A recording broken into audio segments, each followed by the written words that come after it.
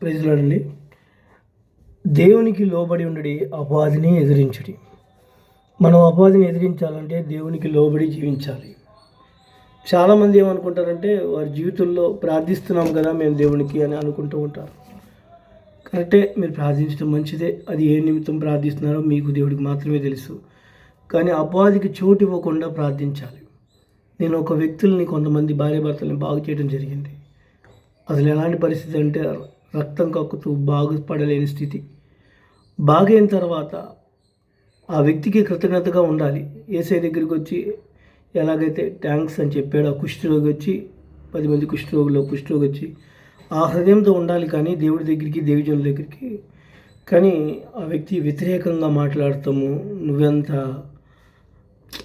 చేసావు అన్న విధంగా లోబడి లేని తత్వం ఉన్నప్పుడు తర్వాత మరలాగా తన అనారోగ్యవంతురాలుగా మారి బెడ్ రిటర్న్గా ఉండిపోతే మరలా నేను వెళ్ళి ప్రార్థించినా కూడా ఆ ప్రైడ్ అనేది తీసేయాలి.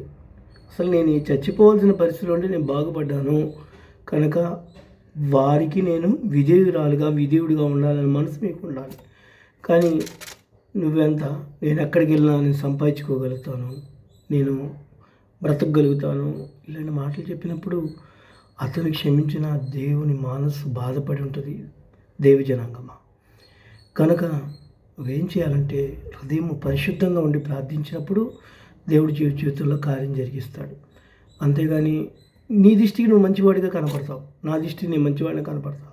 కానీ దేవుని దృష్టికి నేను మంచివాడిగా మారినప్పుడు మాత్రమే ఆటంకాలు లేకుండా స్వస్థత పొందుకోగలుగుతాం, మనసు పరిశుద్ధంగా మార్చుకోగలుగుతాం. కనుక ఎక్కడ ఏ మూలలో కూడా అపవాదికి చోటు ఇవ్వడానికి వీల్లేదు. ఆమేన్.